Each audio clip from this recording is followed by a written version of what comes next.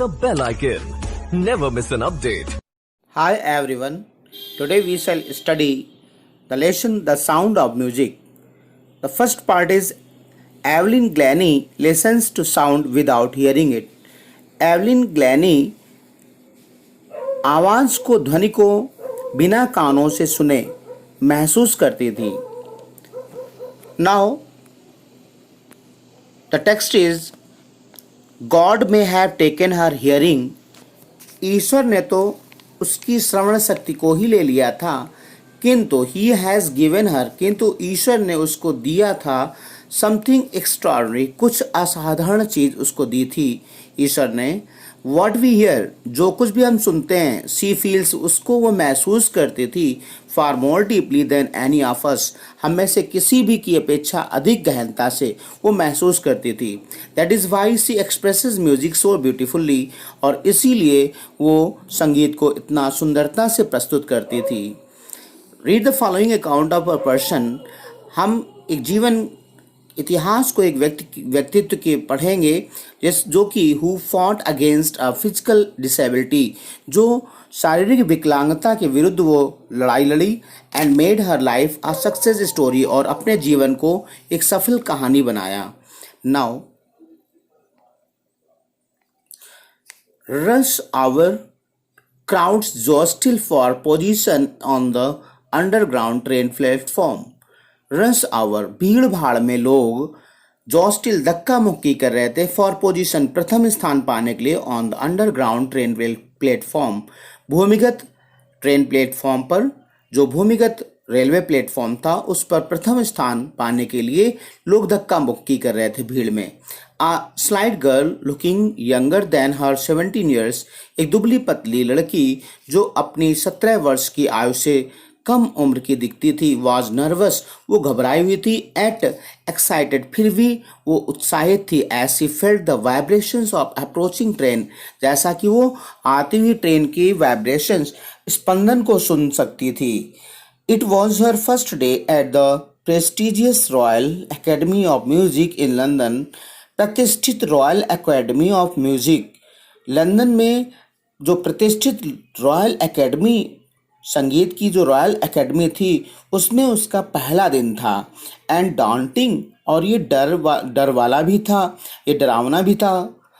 For any teenager, किसी भी किशोरी के लिए जो नवीनतम थी उस विद्यालय, उस एकेडमी के लिए. फ्रॉम अ स्कॉटिश फॉर्म से जो एक नई किशोरी लड़की थी उस विद्यालय के लिए, उसके लिए डरावना भी था. But this aspiring musician faced a bigger challenge than most, किंतु ये जो एस्पिरिंग म्यूजिशियन थी, अर्थात ये संगीतकार बनने की जो उसकी आकांक्षा थी, है ना, वो उसके लिए भी बड़ी से बड़ी चुनौती को सामना करने के लिए तैयार थी. देन मोस्ट, अन्य व्यक्तियों की अपेक्षा, अन्य युवकों की अपेक्षा उसकी जो चुनौतियों का सामना करने की जो इच्छा थी, किसके लिए? ओनली फॉर एस्पिरिंग म्यूजिशियन, संगीतकार बनने की जो आकांक्षा थी वो कहीं अधिक थी.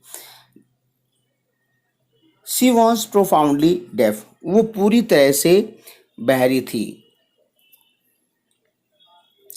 Evelyn Glennie's loss of hearing had been gradual, जो एवलिन ग्लैनी का जो श्रवण शक्ति का ह्रास हुआ था वो धीरे धीरे हुआ था. हर मदर रिमेंबर्स, उसकी माँ को याद था जब उसने ध्यान दिया था कि कुछ गड़बड़ है उसके साथ, एवलिन ग्लैनी के साथ कुछ गड़बड़ है.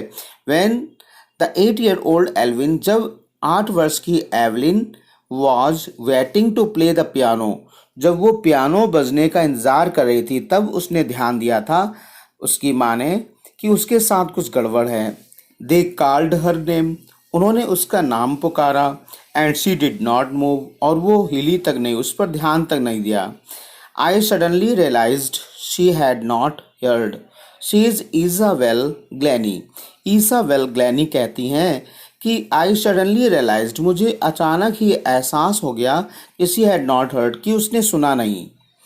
फॉर क्वाइट अ व्हाइल, कुछ समय तक तो Evelyn manage to conceal her growing deafness.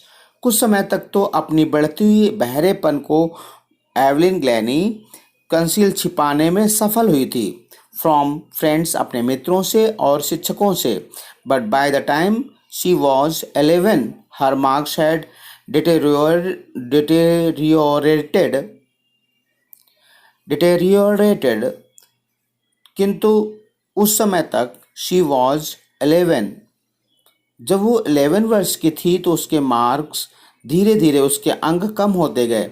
And her head mistress आज हर पेरेंट्स, उसकी प्रधानाध्यापिका ने उसके माता पिता से निवेदन किया कि to take her to a specialist, कि उसको किसी विशेषज्ञ के पास ले जाए, उसको स्पेशलिस्ट के पास में दिखाए। इट वॉज देन डिस्कवर्ड, तब ये पता चला कि her hearing was severely impaired as a result of gradual nerve damage. तब ये पता चला कि her hearing was severely impaired, कि उसकी जो श्रवण शक्ति है वो शीघ्रता से खत्म होती जा रही है ना। By the result of gradual nerve damage, धीरे धीरे उसकी जो स्नायु डैमेज, स्नायुओं में जो क्षति हो रही थी उसके कारण उसकी जो श्रवण शक्ति थी वो कमज़ोर होती जा रही थी। इम्पेयर्ड मीन्स कमज़ोर होना। They were advised that she should be fitted with hearing ads.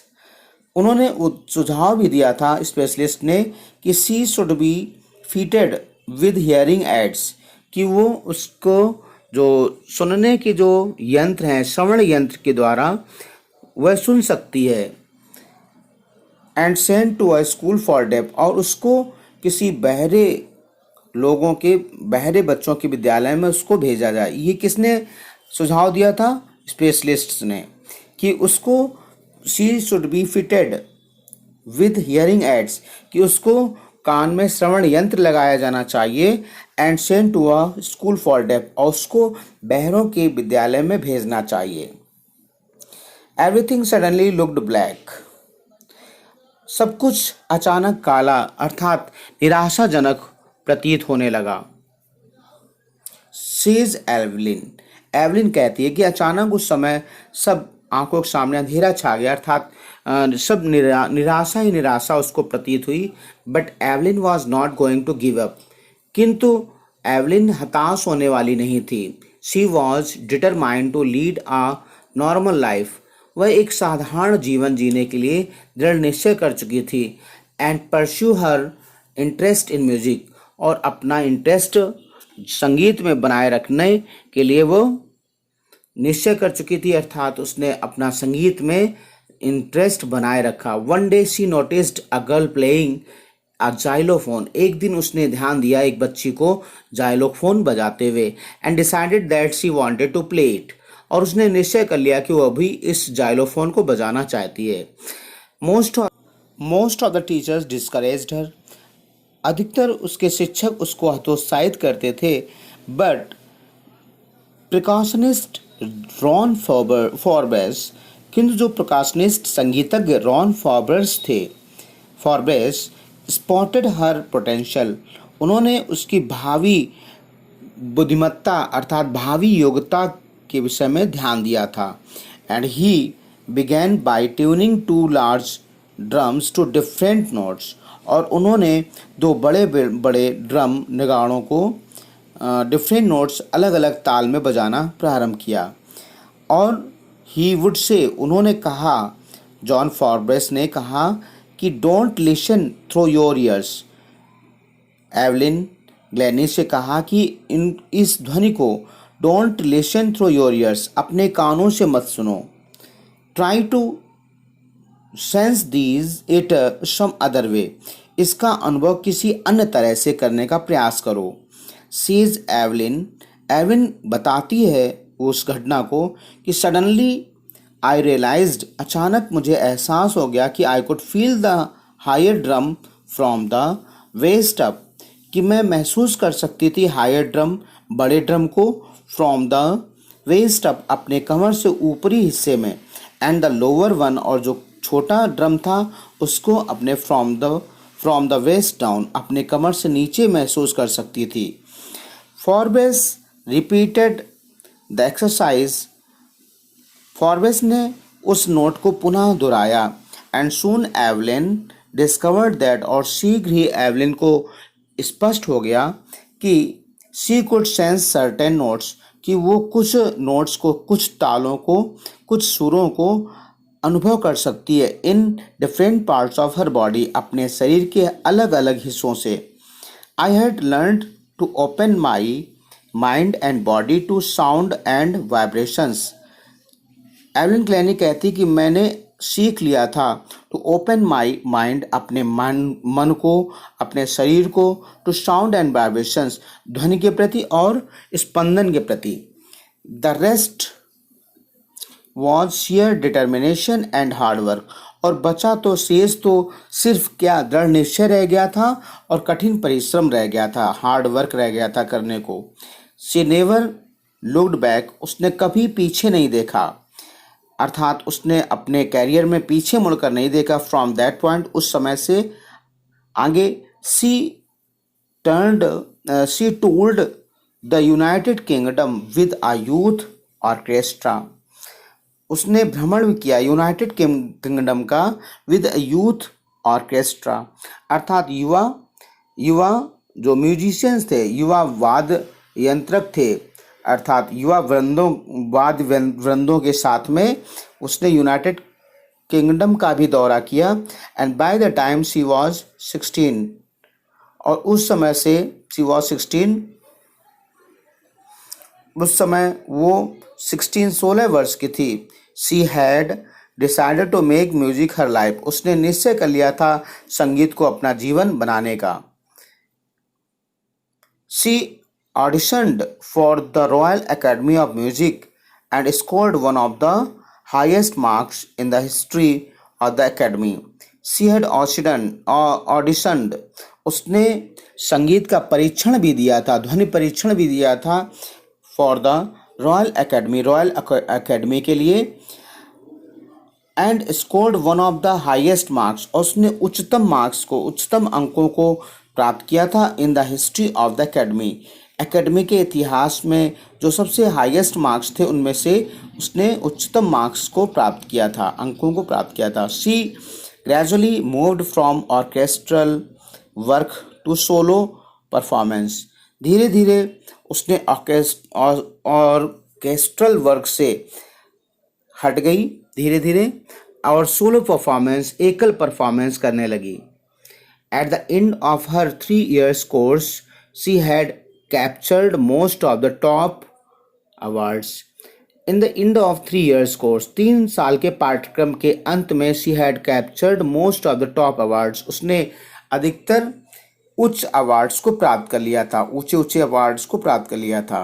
At the end of her 3 years course, 3 साल की कोर्स पाठ्यक्रम के समाप्ति पर she had captured most of the top awards, उसने अधिक से अधिक उच्च अवार्ड्स को, उच्च क्या कहते हैं उसको, रिवार्ड्स को उसने प्राप्त कर लिया था।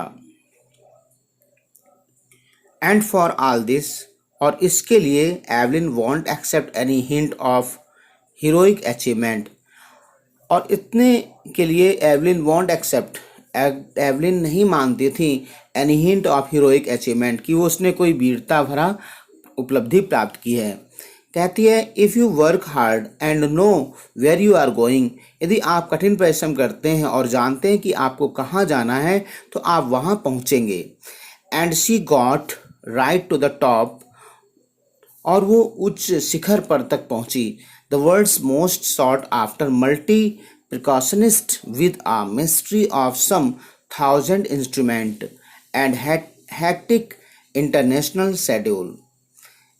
She had got right to the top, और वो उच्च शिखर पर पहुंची। The world's most sought after multi percussionist, दुनिया की सर्वश्रेष्ठ, जिसको सबसे अधिक जिसकी मांग थी, जिसको सबसे अधिक यहाँ पर कह सकते हैं कि she was wanted most in the world for multi percussionist, यानी तबला वादक के रूप में उसकी सबसे अधिक डिमांड थी। With a mystery of some 1,000 instrument, और जो कि 1000 संगीत वादनों में वो अनुभवी थी और अत्यंत ही व्यस्त कार्यक्रमों में, अंतर्राष्ट्रीय कार्यक्रमों में वो हमेशा व्यस्त रहती थी।